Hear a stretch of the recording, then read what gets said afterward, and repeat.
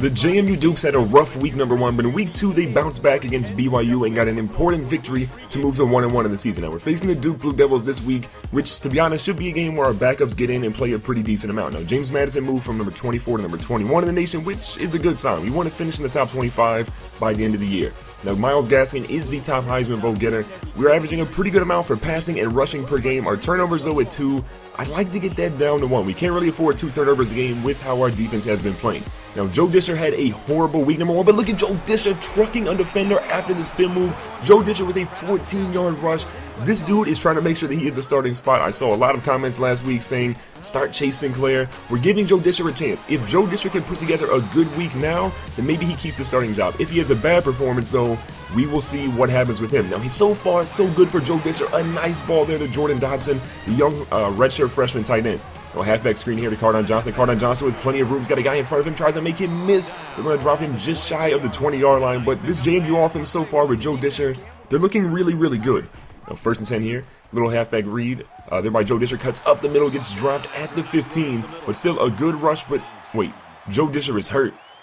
You've got to be kidding me. So Joe Discher started off well, but Chase Sinclair is now in the game. We're getting a medical report on Joe Discher, but it looks like Drew Coach with a nice big reception. Now Chase Sinclair here inside kind of the 10-yard line. Hands it off to Cardon Johnson, and Cardon Johnson gets us in the offense. So even though Joe Discher got hurt, Chase Sinclair was still able to make sure this offense got down the field and scored a big touchdown. And Cardon Johnson looks to be having a similar week to what he had in week number 1. A little bit of a halfback or a quarterback run here, and what a hit by Charles Tuck. Completely destroys that quarterback.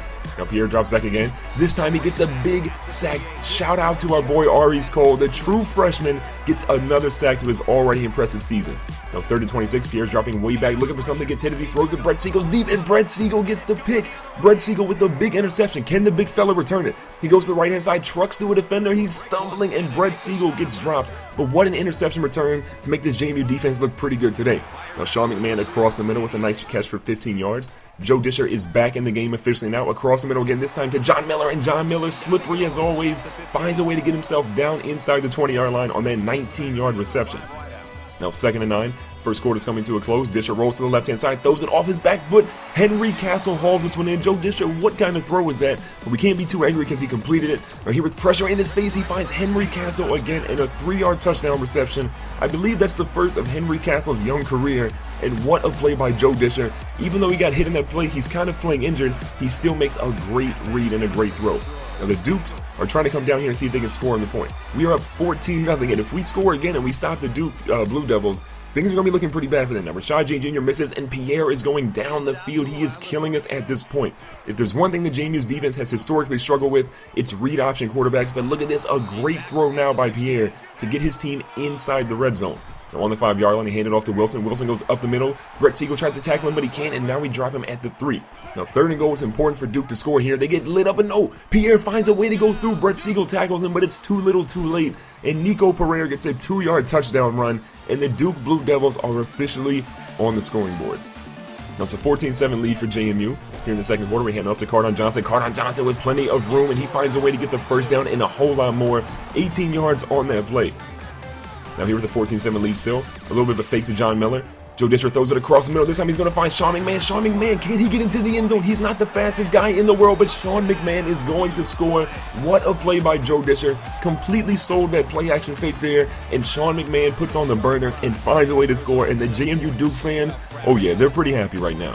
Now here with 4 minutes left, we're up 21-7. Things are going pretty well here in the first half for JMU. Can the defense step up? And Andrew Anker with the big interception. How did the quarterback not see that dude? He's one of the biggest defenders on the team. You cannot miss this dude, and somehow he throws it right to Andrew Anker. So we're going to try and score here. Discher back in the pocket. Pretty decent protection. This time he finds Jordan Dodson, and Jordan Dodson, the redshirt freshman, is going to go inside for 30 yards on that play. Joe Discher only has 2 incompletions today. Already 180 yards passing. This could be one of the best games of his career. Now, Duke doesn't really do anything, so we hand the ball off as we get back on offense. With a little over a minute and a half left, Joe Discher drops back, throws one deep to Jordan Dodson. Jordan Dodson's got some room. He stays in bounds, but they're going to drop him just shy of the 5-yard line. 38 yards on that play. We're up 28-7 at this point with 40 seconds left. If we score here, things are looking bad for the Duke Blue Devils. Now, Discher on 3rd and goal, rolls up to the left-hand side, runs out of room. But look, Joe Discher made a smart decision. didn't throw an interception, didn't fumble it, and we have a chance for Timothy Payne to kick a field goal, and that one is good. So going into halftime, we have a 31-10 lead. I feel like our backups are going to get a lot of playing time here in the second half. Our offense has been really good on the passing side of things. Rushing has been solid, but I want to see more of a rushing attack this half by the JMU Dukes. Now the Duke Blue Devils are throwing one deep. Pierre's got a guy. Rashad Jean Jr. is right there, but Rashad Jean Jr. overruns the route, and a big play by the Duke Blue Devils. And the read option is working here as Wilson bounces to the left-hand side. He's going to try and truck a few defenders and does get the first down. So now the Duke Blue Devils are right where they want to be, and Pierre is going up the middle trying to get a touchdown, but we stop him just shy of the goal line. So 3rd and inches, they go to a read option, they hand it off to Roming, and Roming is going to unfortunately get into the end zone.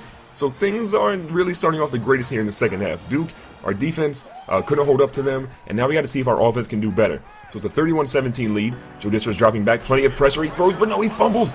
And Duke recovers it at the 1-yard line. You've got to be kidding me. That's the first turnover by Joe Discher on the day. Unfortunate sequence of events there.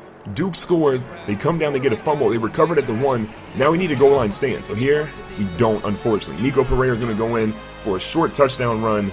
And things just got kind of interesting. What I thought the second half was going to be was a lot of our backups playing after one more touchdown. But instead, we went to only having a 7-point lead. Now Cardon Johnson putting on the afterburners, and Cardon Johnson gets to the edge. One guy to beat. Can he do it? He's not the fastest dude, but he still gets a big rush there. Cardon Johnson says, look, give him the ball, watch him do some work. Now 2nd and short as we cross the 50-yard line. Little play action fake by Joe Discher. He rolls to the right-hand side, got a guy wide open, throws it to nobody. Joe Discher, what's happening? The first half you were so money. What's going on in the second half? Now 3rd and 6, we need a first down. A guy wide open, and again Joe Discher. What is that throw? Jordan Dodson can't believe it. The Duke Blue Devils are feeling pretty good. So we line up for a field goal. Timothy Payne's going to try and bang this one in. It's going to be close. And this one is, look how short this is. Just short of the goalpost. So we end up getting no points on this drive. This is not what we want to see. This is the wrong momentum. And the Duke Blue Devils are going to try to capitalize. And Wilson is running wide open. He's running completely free. And he gets a huge run there. Nearly 40 yards on that play. Now 2nd and 5, they go back to Wilson. But a huge hit by Rashad Jean Jr. saying you're not coming around that edge, young fella. Now 3rd and 6, Pierre's back.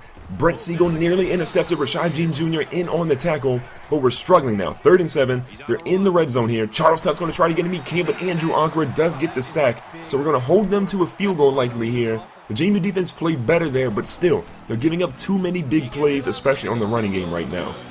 So Duke does hit that field goal. It's only a 31-27 lead. We have got to do better. We cannot give teams an option to score on us at will like this.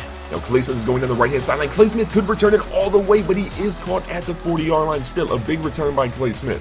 Now 2nd and short. Joe Discher rolls to the right-hand side. Has a guy wide open deep, sets his feet and throws it. He finds John Miller, and John Miller is going to scamper into the end zone. The slippery wide receiver on a 55-yard touchdown run. Just when I thought Joe Discher was kind of messing up, he comes down to get his 4th passing touchdown of the day. Joe Discher, you scare me sometimes, but you're playing well today, big fella. Now a big sack there by Kyrie Hawkins to make it 2nd and 17 for the Duke Blue Devils. Now 3rd and 13, we have an 11-point lead. Pierre drops back, goes to a halfback screen. Wilson's got some room. Ezekiel, though, hits him so hard. That might be the best hit we've seen so far this season. I know we had one in the early episode, but the JMU defense looks like they're coming to play. It's a 38-27 lead going in here in the 4th quarter. We have the ball back with just around 6 minutes or so left. Can Joe Discher throw some passes? And look at that. What a throw. What a catch by Ishmael Hyman. His volume of receptions has gone down so far this season with so much talent at wide receiver, but he's still been money. Now, Jordan Dodson, always reliable with a 21-yard catch there. 1st and 10, Discher surveys the field, looks for something. This time he's going to find Jordan Dodson. Jordan Dodson turns the corner and gets into the end zone. I believe that's his 2nd touchdown of the day.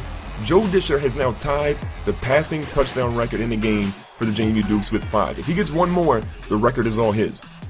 Now Nico Pereira with plenty of pressure in his face somehow finds a guy. Lee makes a move, and Tyvon Branch is going to drop him there at the 30-yard line. So on the 25, they're going to get the running back up the middle. Brett Siegel tries to tackle him. The group effort, though, brings him down inside the 15. Now 3rd and short, they need something. Pierre's going to scamper up the middle. He's got some blocking, but Andrew Ankara is going to drop him inside the 5. So look, if we can get a stop here, maybe a field goal or something, we should be good to go. But Nico Pereira scrambles. We've got McClendon. McClendon makes him fumble, but somehow Duke picks this one up at the 1-yard line. What an unfortunate sequence of events. They fumble, but we can't recover it. So 3rd and goal. Duke looks for something. They go to a little bit of a read option, but again, Andrew Ankra is in on the play. He's having a heck of a ball game today as he makes another stop. So 4th and goal. This is all the marbles. If we stop them, it's game over. But they go right in front of our faces down the middle. Duke gets another passing touchdown there. Their first of the day, actually. 2 interceptions. Their quarterback has been solid, but look, they're going for a 2-point conversion here. If we stop them, unfortunately, though, we do not stop them. So it's a 10-point ball game. We're going to recover this onside kick, but Jonathan Klusman says, look, I'm going to try and run this one a little bit. He ends up getting dropped after a short return, but 2nd and 6 here. We need to score on this drive, and we can put this ball game away. Make them use their timeouts, get first downs in the ground. That is the name of the ball game.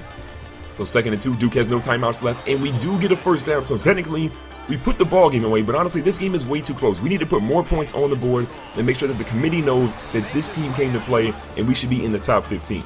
Now, 1st and goal now, got a man in motion. We hand it off to Cardon Johnson. Cardon Johnson up the middle, and they drop him at the 1. So 2nd and goal, we give it back to Cardon Johnson, and Cardon Johnson goes in for a rushing touchdown. So this JMU team, we had some slippery areas. Our defense kind of choked a little bit in the second half, but overall, the offense was incredible.